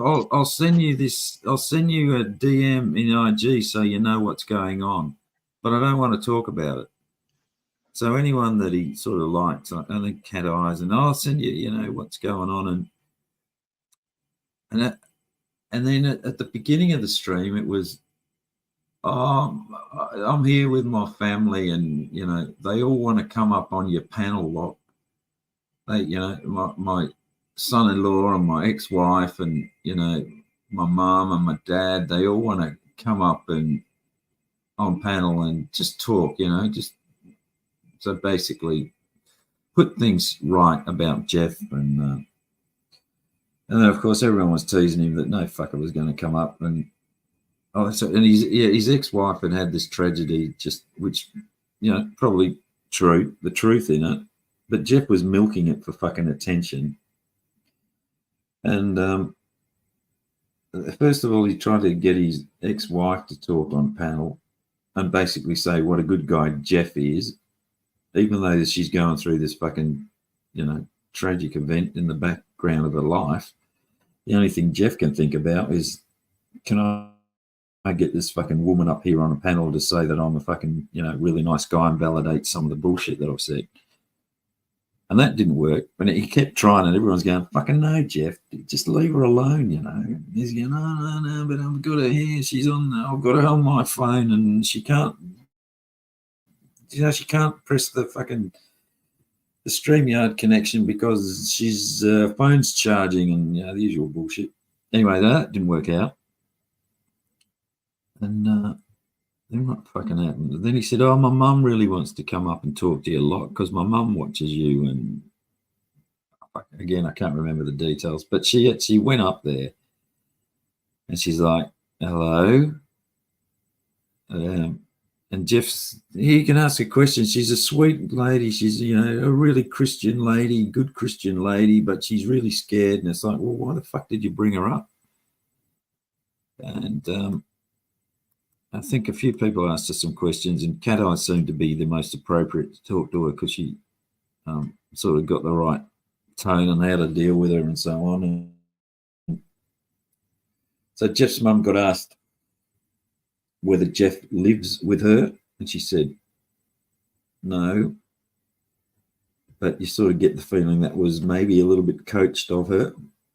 So, okay, just to interject real quick on that, the room that I see behind Jeff every time he goes live, when he does show his camera, is the same room I stood at the door entrance to when I was waiting for him and getting ready for a catch. Yeah. And that was over a year ago. So it's the same room, same dog, everything. Yeah. Don't dox the dog, Jason, please. Okay. He fucking, what did he? Oh, sorry, you got challenged to show. Okay, well, if you're not at your mum's, show your fucking room. Oh, I'm not going to show my room. I'm not going to. It's like, he's obviously fucking, you know, lying as he always does. But fucking, what did she get asked? She got asked whether Jeff had 3 houses, and his mum said, well, he lived in a house that the church gave him, which, you know, so obviously back in time. So I don't think she really understood that her son had been telling lies.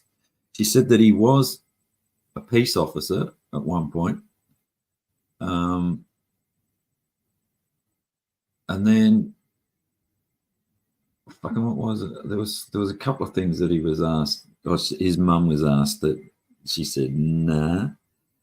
So all it turned into, what Jeff thought was going to be salvation for him, and his mum was going to confirm all of his bullshit stories. She sort of didn't know, and there was a couple that she said, no, that's not the truth. But you're going to have to listen to it. It was just embarrassing for his mother to hear all of these people saying that, lady, your son is a fucking liar. The reason that you're going through this is because no one believes the bullshit that he fucking springs.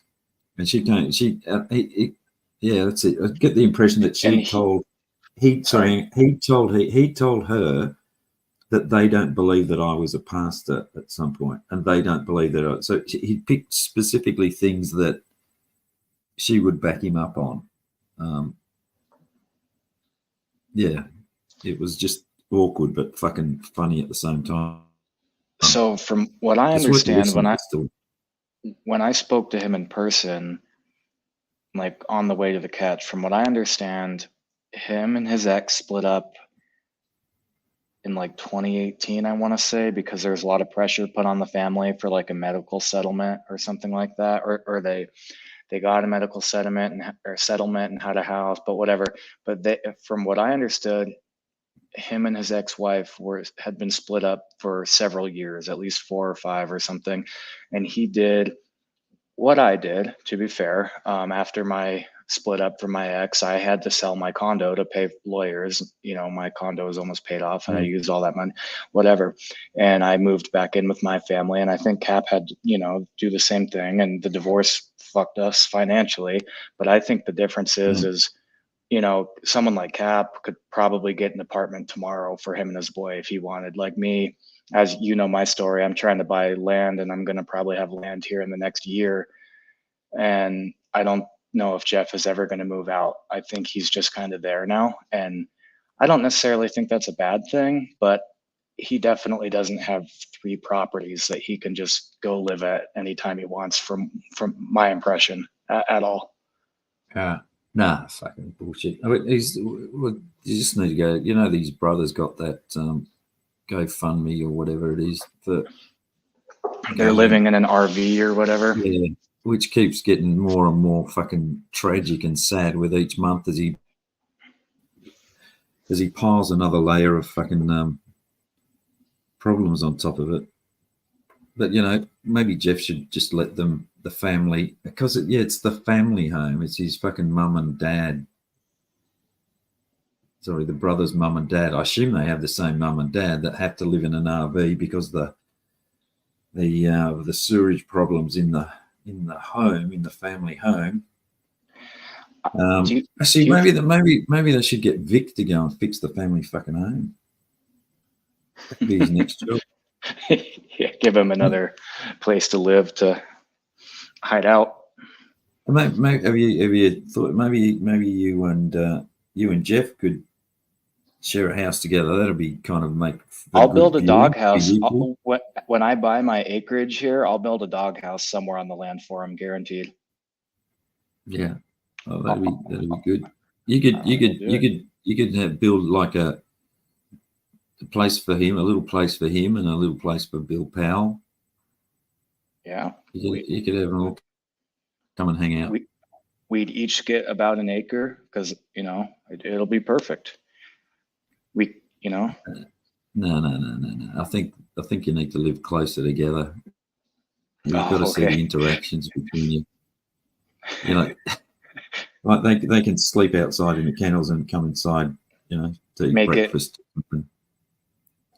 Instead of make it like a TV show, instead of keeping up with the Kardashians, it's keeping up with catastrophe. Yeah, exactly. It needs a good title, obviously, but like a reality show, one of those reality TV shows. I think that'd be good, like the Thorpes sort of thing. It would be interesting, to say the least. It would. I think you should consider that. I'd kill myself faster than Vic, though, I think. Yes, and Vic too. Jeff, Bill Powell, and Vic living together. Well, in all seriousness, I'm going to need help building a fence. I mean, Vic, if you need a job, I'm going to be building a fence soon. Like, Yeah, you need that fucking fence to sit on, don't you, Jason? that was a good one. Yep, Yeah, I need to get do. that in. Well, look, we got Quantum Eric in the house. FCC, got to note that. I feel bad. Who is that? I hope it's not someone I know. Oh, there's someone that was in Clown's chat the other day that Oh, Officer FCC notice was here, but instead of calling them Quantum Epic, he called them Quantum Eric. Telly, now that you're a creator, I'm not a you've been creator. putting out some of these videos and stuff, and that they're hilarious. You should make like a diagram of what the sides are, like a Yeah, Venn diagram. You've funny you got. should mention that. I've been doing that because this is the guide to the community. So I'm putting together a bit of a PowerPoint slide on how it all works, Are you so that really? newcomers, yeah, so that newcomers can see the interactions and who's where and where the catches are. That's it. Well, that's I've started some shit, but whether I'll finish it is another question. And I've just got a little bit too much time on my hands at the moment. Oh yeah, that's going to be me in the next year for sure. Just digging fucking holes to plant tomatoes and being on the internet's going to be my whole life, honestly. Yeah. Oh, Um, fuck it. Sorry, but FM's awake now, mate. Do you want to take over the morning shift now? I've just been giving the orphan insomniac Americans a place to hang out instead God, of it's only like going. 3:30 over there. Did he really just wake up? That's early because it's still only like 3:30, I think, where he's at. Oh, is it? I thought he was going to give everyone a tour of bloody. Oh, yeah, why don't you do a by-night tour of Central Park? See if you can get around there without getting mugged or something. That could be entertaining. Then again, there's probably a lot of people to catch at 3:30 in Central Park. I know my buddy got abducted by a what do they call them? A gender fluid, or I don't know. We just used to call them trannies, but my buddy got abducted by one after getting roofied, like probably in 2019 there. Nice. But how do you get roofied? Don't you have to accept something to get roofied? He probably accepted the roofie in all seriousness. He was a huge drug addict. I'm trying to victim blame here. Well, I think he would blame himself too. He just told me, thank God, when I woke up, I was on top. That's how he told me about it. And I'm like, all right, dude, I don't know what to say. Like, what do you say? Oh dear, he had on accident sex like Jeff.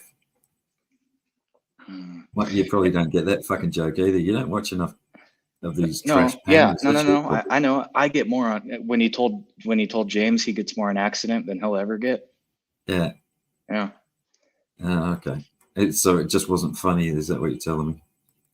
No, it was, man. It is. We just heard it before. That's all. It was duly noted, Telly. It was duly noted. Yeah. For sure. So I've got to ask you then. You just mentioned those videos. You think are they funny? It's hard to fucking tell what I think funny and whether other people do, or they're just being polite.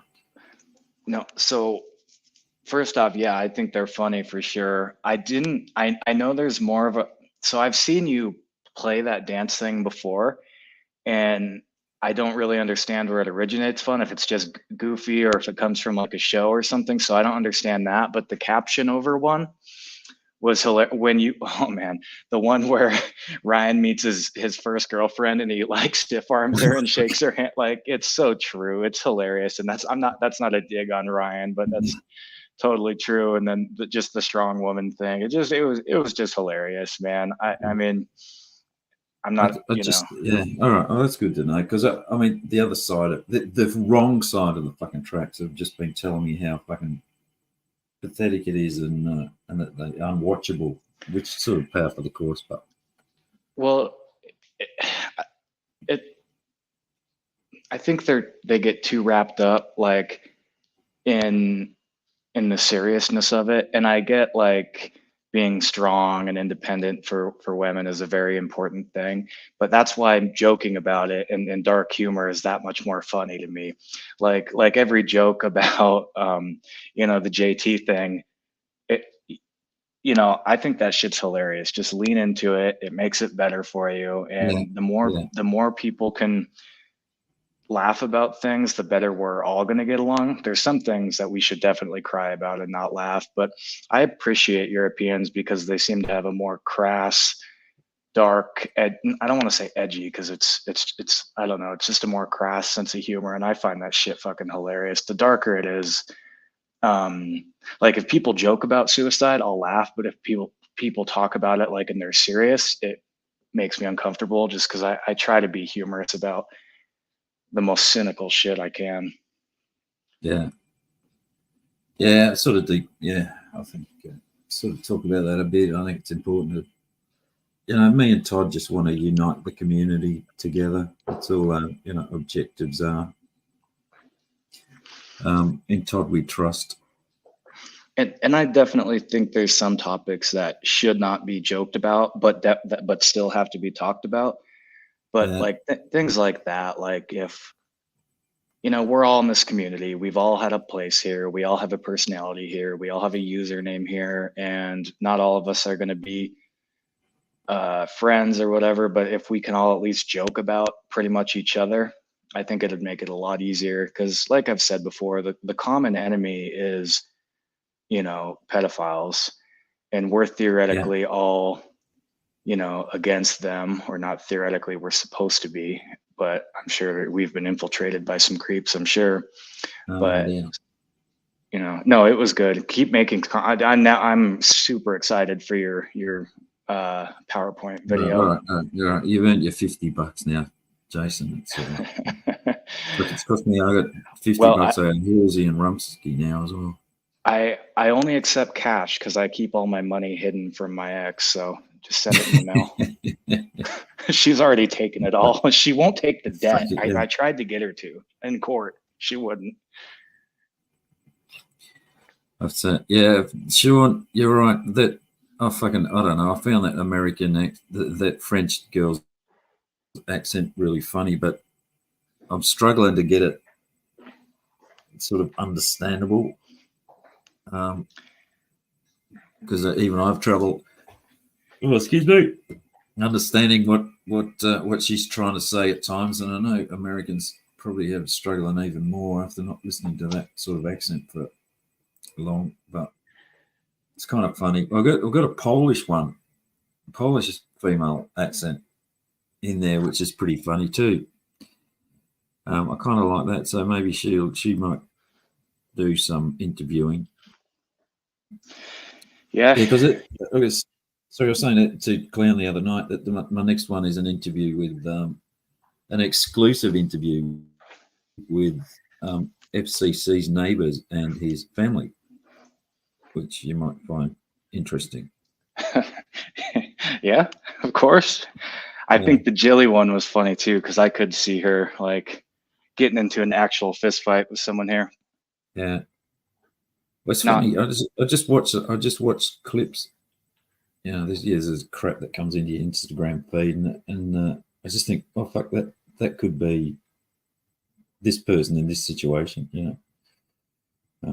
Like that Ryan thing. I don't know where that came. It just, it was just it came into my feed, and I thought, that's how, yeah, exactly like you see it. Like how Ryan would awkwardly meet his girlfriend. Yeah, if it's you just find funny. one, I mean, you're more than welcome to use me in one of those too. I'd be Oh, honored. there's no fucking escape, mate. Inevitable. It's all meant. It's just fucking fun, jabby sort of stuff. But I don't sort of intend to hurt anyone with any of it. But um, Well, it's got to sting yeah, a little bit because that's what makes the laugh afterwards rewarding. Yeah, it's good. Yeah, you got to get close to the edge, don't you? Otherwise, Yeah. it's not funny. Yes, sir. I like Laura's laugh. Have you heard her do that? Laura's The, actual laugh or the laughs no, that the she one's does for NTF? NTF laugh. Yeah, I, yeah, I'd be interested to hear videos overlapping Laura's NTF laugh, like, overlapping NTF's actual laugh. yeah, You know what I mean? yeah. We'll have to clip the two and put them next to each other and have a laugh-off competition.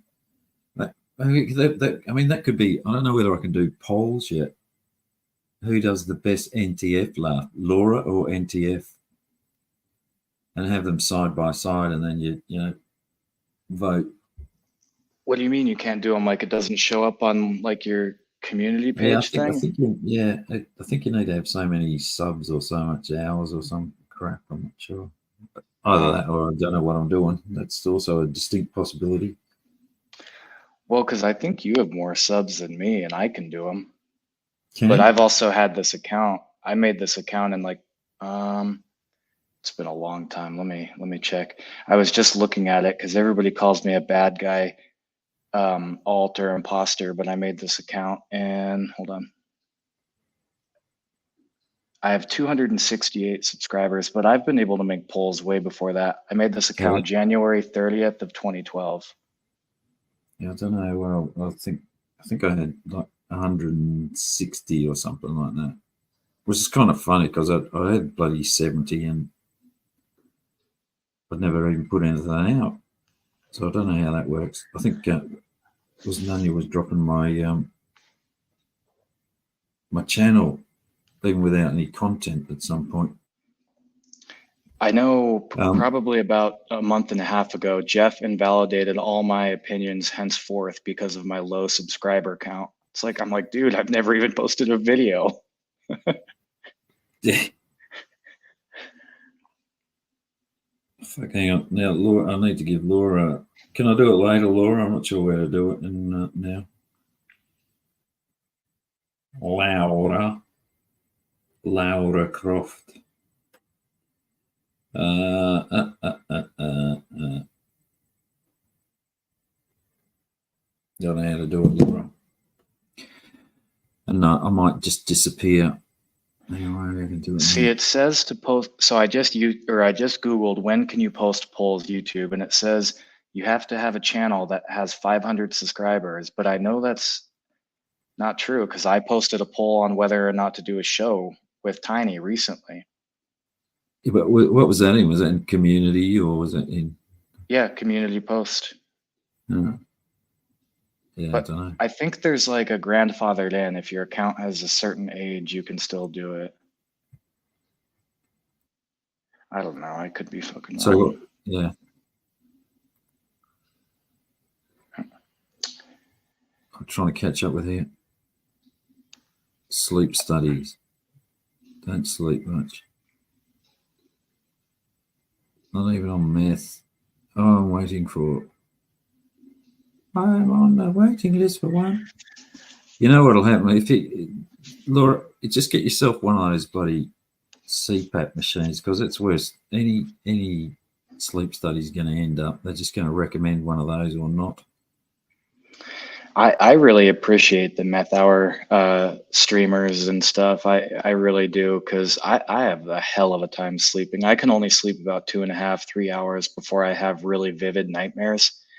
And then I'm up again for like 3 hours or something. It's like, and it always freaks me out. I wake up all confused and disoriented. So, if I'm up, I like having something to listen to. So the meth hour streamers are very important to me. Okay. Yeah. Oh, it's good if I can fill a bit of it. Actually, we've got to see. Yeah, is Ed still live? Am I? Is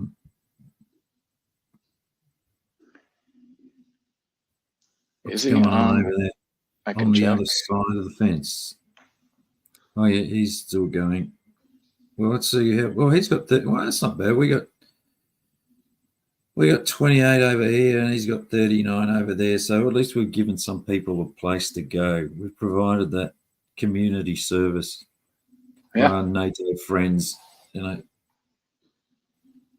it's like, the Europe just sucks the, the life out of, or the benefit out of NATO. So it's good to be able to give something back to the Americans. It's the way I feel about it.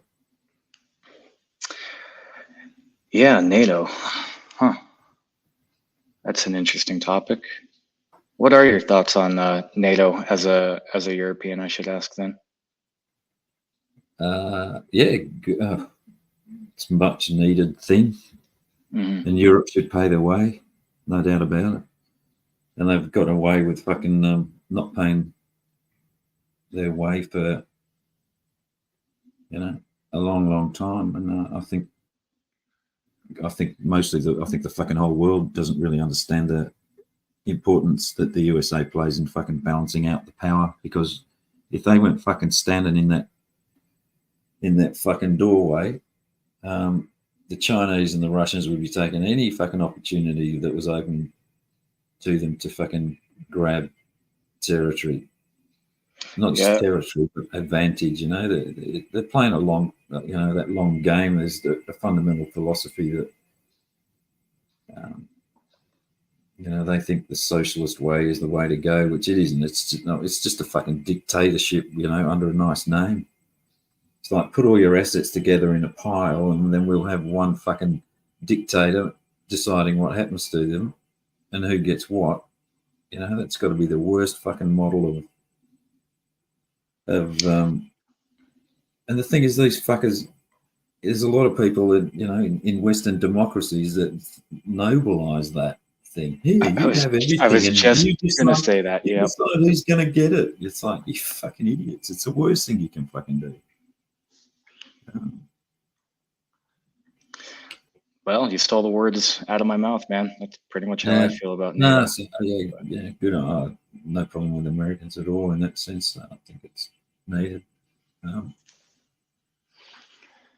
Who in here is here because they can't sleep, and who is in here because they're at work, supposedly?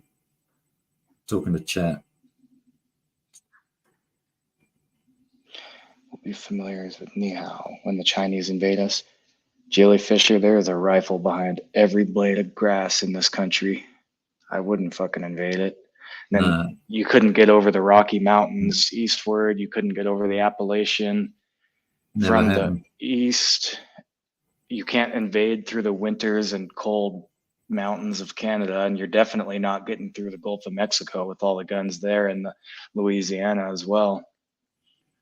There's no way. I mean, me, myself, I own firearms that even most militaries in the world aren't issued. Nicer, more functional ones. And I'm just a poor gun owner. There are guys that put my arsenal to shame on every block in this country that could arm the whole city, or the whole city block anyways. Yeah. Yeah, I think there's no way that anyone could invade the States. It's too big and too well armed, and it's too much money. And the other thing is, you got too many fucking friends as well. Believe it or not.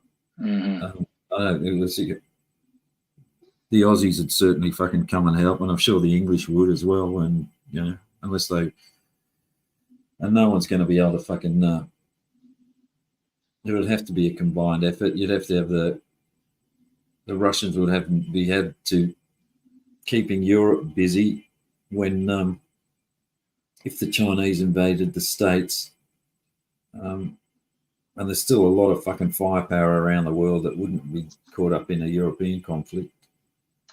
Americans seem to be fiercely patriotic by their own choice, whereas, like, say, China, they might come off as patriotic, and it's because if they're not, they go to jail. Whereas a volunteer army is always going to fight harder than a conscripted army, in my opinion. Plus, they've got that flexibility as well. I don't have that. You're free to make decisions, tactical decisions on your own, on the ground, with your feet on the ground. Whereas if you're part of a regime like China, you're going to be looking for orders and instructions from people that are, far removed from what's going on. Yeah, and home turf is an important advantage to have because it's going to be a lot harder to supply troops over an ocean, than I mean, because the United States is still big enough that if we get attacked on the East Coast or whatever, we'll still have supply lines running through the rest of the country there. Yeah, And it's a lot easier for us to use railway. I mean, I'm pretty sure it was Eisenhower that the whole reason the highway system is the way it is in the United States is theoretically, if we were to get invaded, our military trucks could get to any single state, like quick, yeah, through yeah, mountains here or there. Supply lines are something everybody thinks about fighting just in numbers. Well, they have this many soldiers and we only have that many soldiers. But yeah. supply line disruption is basically how to beat a big army, and you can't disrupt supply lines on someone's home turf very easily. The other question is, the biggest problem that the states has got is inside itself. It's not external. It's self-destruct sort of mode. And what are you going to do with it? What are you going to do when you've invaded America or the US? What do you got? 250 million fucking people. How are you No, going to keep all almost of that? almost 350 million. I think it's like 335. So it's 300 plus million people. And how are you going to keep them under control with an invasion fucking occupation force? Well, and there's an AR-15 and a half for every person Yeah, in the. It's exactly. yeah, over a Fucking trillion rounds of civilian-owned ammo is estimated. I mean, yeah, I mean, it'd be tough, dude. Not saying it can't happen, but it would have to be like it would have to be EMP and or just dirty bombs or something. But even then, and we're not even talking about our military power. I'm just talking about civilians, even in our military. yeah, I mean, we have 23 or something aircraft carriers, and the rest of the world has like 19 combined. yeah, yeah, Our Navy is yeah. it's a monstrosity. It could probably fucking, park off the coast to any But country and just shell it for indefinitely. but what do they? But what do they? What do they win out of occupying it? What can they possibly gain from it? From occupying the U.S., Yeah, we'd be you just unruly created. until the bitter end, so they'd have to kill us Exactly. all 330 million of us. And if they want the land and the resources, there's far easier ways to get those than you just use your own system. You use your own. You buy it. You get in the stock exchange and you own the land. That's the way that the Chinese play it. It's like they buy countries through financing them. Yeah, and the There's no Chinese does own a lot of land in the shit. United States, Yeah, a lot of factories and farms and stuff. yeah. Same in Oh, they did the same game in Australia, same game in Africa. I mean, they bought fucking Venezuela for the fucking oil pretty well. They just use the capitalist system against itself. yep. And that's all starts through the children with all these weird apps and making our men effeminate and all Yeah, that stuff. destroy the culture, and hopefully it'll turn out to I choose to mean, accept the Chinese way of life as some of the like Canada. I hate to say, yeah. Sean, mm. America, US has 60% of the world's firearms. Yeah. I think Yemen is the second uh, country in firearms per capita, and their population is like a 100th of ours or something.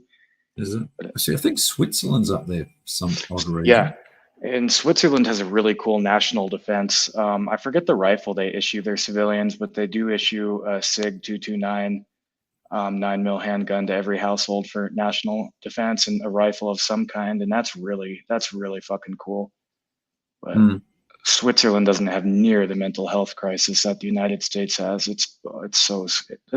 I mean, if you drive up and down the streets in any major city here, there's going to be dozens, if not, I mean, there's thousands of tents in Albuquerque, and the population is like 600,000. I mean, there's so many issues with mental health and Yeah, poverty, and stuff here, and Switzerland has their shit together a Yeah. lot better than the US. But I tell you, it's amazing. Just being a bystander, I'm watching this bullshit with this open border stuff and the amount of people that the states is letting in, and the homeless people that you've got, and the drug problems, and all this sort of stuff, which has existed before. It's like, oh, we can support the fucking, the immigration. We need these people.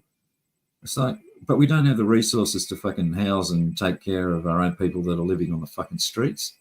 It's like, it's just fucking bizarre. Honestly, yeah, just to see it. I wrote a paper in history class opposing, wanting to strengthen the borders and, all that stuff. And I was booed off the stage in my liberal Boulder County. That would have been like 16 or 17 years ago.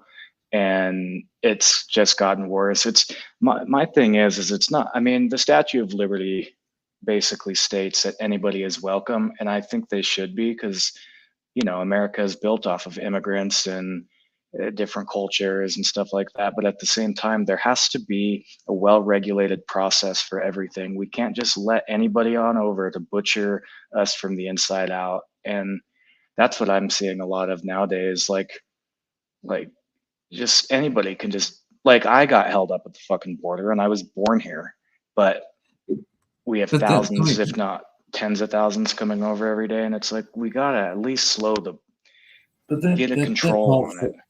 That whole everyone's welcome thing, wasn't the Statue of Liberty a gift from the French as well? Yeah, in 1836, I think. So you basically, that's like a fucking socialist philosophy that they've given and said, here, put this as your. It's like it wasn't an American fucking design comment that's saying everyone's welcome, was it? I'm sure it was.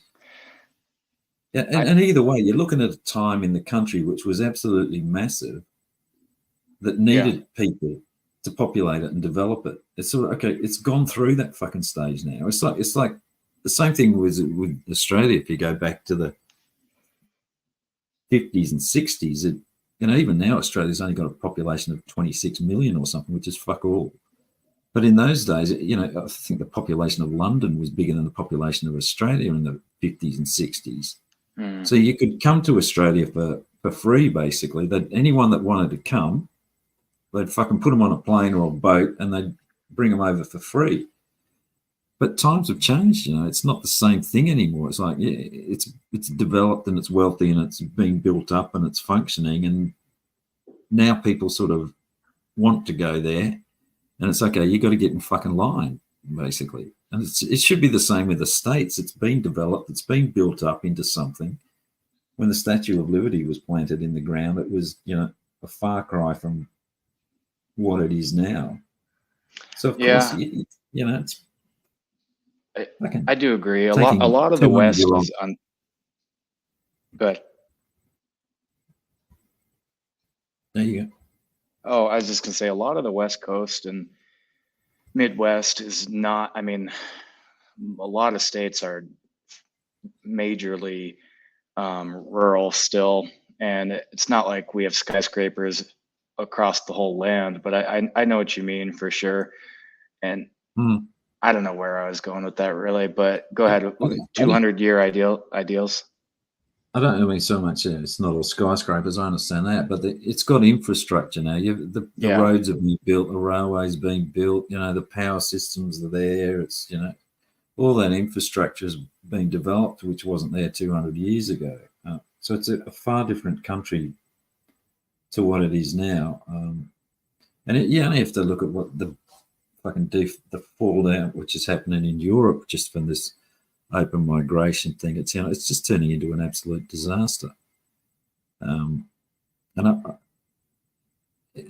think I don't know if there's anything sinister with it, or whether it's just built on stupid ideology that says, oh, everyone's friends, everyone's got values, which is the socialist sort of way, and we should let everybody in and there shouldn't be any borders. It's like, so all those comments are made by people that have never actually fucking run anything in their fucking lives. They've never tried to organize anything or build anything or it's just like a student ideology thing. Yeah, Wishful thinking. I've gotten a decent amount of shit from my more liberal side of the family for wanting a strong border. And well, it's not, we don't even need a stronger border policy. We just need to enforce the policy that's already in place, which is not an open border policy. And, but at the same time, my daughter is getting her dual citizenship. I was the sponsor because you basically have, from what Yeah. I understood, you have to have a sponsor to get a citizenship. And I was a sponsor for my daughter's grandparents to get their citizenship. And sometimes the process takes a while, but there is a process. And my daughter's grandpa had already been deported twice in the 80s, and he was still able to get his citizenship. And there's ways, if you try, if you prove, I don't want to say prove that you're worthy to make it sound like, like that. But if you follow the rules, you can get rewarded for it. And there's a lot more respect in that in my eyes than just basically being like a squatter in a foreign land. Because if I went to Sweden and just tried to fucking just be there, or any other country, I would get probably imprisoned indefinitely, or hell, in half the Middle East and shit, they'd just kill you for being American. You certainly you would in Australia for sure. They fucking deport you. I think they've got a, well, they're still doing it, but you try to get in there as an illegal immigrant, which is pretty fucking hard, and they'll put you on a boat and send you to a fucking camp in an island called Nauru, which they've got. Well, they used to. I don't know whether they still do. It's like they won't even let you on the fucking mainland. They're paying a fucking Pacific Island nation to look after the fucking illegal immigrants while they process them. And that's, I mean, it's not just that one thing about that. No, sorry, just about that open border thing, and you should be more liberal with that. It's like, well, why not practice that at the fucking airports? Why make people stand in queues to show their passports when they can just come over the border, get a fucking telephone and free food and lodging for the rest of their lives? Why the fuck are you worried about people that can afford plane tickets to fly into the airports? Yeah. It's just odd. Well, Americans have this weird tendency to idolize nations that strictly oppose our beliefs. Like, there's so many people that support the war in Ukraine or support helping them, which is their prerogative, but they don't support many American beliefs. Canada is seen as a liberal wonderland by so many, even people in my family. And it's like, if you try to go across the borders illegally there, they'll deport your ass or throw you in jail.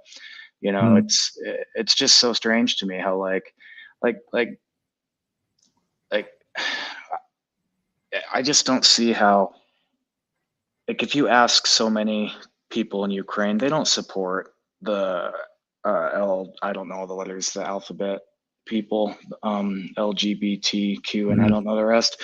And and a lot of those places in Eastern Europe, you'll get fucking killed for being gay or whatever. But and I get that we can't just let Putin take over any country that he wants, but at the same time, we put a lot of money and a lot of effort into people who they don't give a shit about American values. They don't give a shit about half the people, at least here, and there's nothing they could do to help us. And I get, when you've accumulated a certain amount of wealth and power, you have to help people because it's about humanity at the end of the day. But at the same time, when I think about how much money has been sent to Ukraine, I was reading something that every homeless vet, and these are things I've heard online, so the statistics could be off, but I was reading something that if they took the money from Ukraine and gave it to homeless vets in the United States and said we could have given every homeless vet, it was either 200,000 or $2 million, which would basically solve a huge infrastructure and homelessness problem. And to people who deserve it too, our veterans, not just crackheads who got kicked out of their apartment. And it just stings. I mean, I think the other statistic was we could have built the border wall 6 times over, the southern border wall 6 times over, with the money we've spent in Ukraine. And I don't know if that's a solution for all the problems, but it hurts to know that we could have done those things. I think it'd be interesting to know what it is that, because you can see, I mean, say they've sent weapons to, say you got a stockpile of bombs or something, and you've given them to the Ukraine, and it's counted in that aid figure, right? You So broke up a little I bit. think- I'm sorry. Yeah, it's like if they've got if the states have got a stockpile of weapons, and I think this is happening in Europe too. It's like, hey, we've got all these old tanks which are worth $1 billion, which we aren't going to use, so we'll send them to Ukraine. Therefore, we've given them $1 billion worth of aid. And I think what's happening is a lot of countries are offloading their old fucking shit on the Ukraine, and then using it as an excuse to, okay, now we're going to develop new tanks that we're going to keep, which are useful for us. Yeah. I think it's been used as a dumping ground, and those figures, it's not like they're taking money and giving it to the Ukraine. They're taking fucking obsolete goods that they've got sitting in warehouses around the country and giving it to Ukraine. I think that's probably more like what's happening. Yeah, and, Right. and that does make sense, because I used to buy like European, like World War I and World War II surplus rifles all the time. You'd get these magazines and they'd find a warehouse. Some random person would buy a warehouse in Yugoslavia, which I don't even think is a country anymore. And, they'd sell all the guns to the American populace, and you could get cool old rifles for like $200. And so we definitely do a lot of that, offloading old shit, I'm sure. But Biden left a whole lot of fucking guns in the Middle East that have gone directly to, well, not just Biden, a lot of different presidents have, that have, our own soldiers get killed by the guns we leave in other countries. And it's just kind of disheartening. They deserve better than that. Yeah, indeed. I think I'm going to have to wind this up. We've got to be somewhere in an hour or so, and I need to get organised. All right, man. Sorry it wasn't more energetic. I'm fucking the last 2 days tired. Thanks for coming up. More than any of these fucking pussies down in chat would do. I wasn't going to let you drown. No. Yeah. Send me a preview of that PowerPoint. You got to. Yeah, it'll come out in time. It's going to be a work in progress, I think. It's probably the way to do it. Ever evolving. Good. Just like the community and the sides. Yeah. G'day, Wog. You're up. We're going to shut the shit down because you're here now. All right, man. Any closing comments, Jason? No, I don't know. I don't have anything witty to say right now. My mind feels like it's on half speed. Yeah, like fucking me too. I need to wake up. Yeah. All right, Jason. Cheers, mate. Thanks for showing. And take care, bud. To all you lovely people in chat, hopefully you had somewhere to go, which is nice for you, and nice for me, and I'm sure it made Angela G mad, so that's definitely nice for me. Well, she wouldn't be mad, but she would be a bit upset to see that there are actually people in here chatting. Alrighty, have a good go live, Wog. Yeah, it's 9 o'clock over here. Now I'm rambling again. I'm thinking about what I got to do. Okay, talk to you later. See ya. Thanks for dropping by.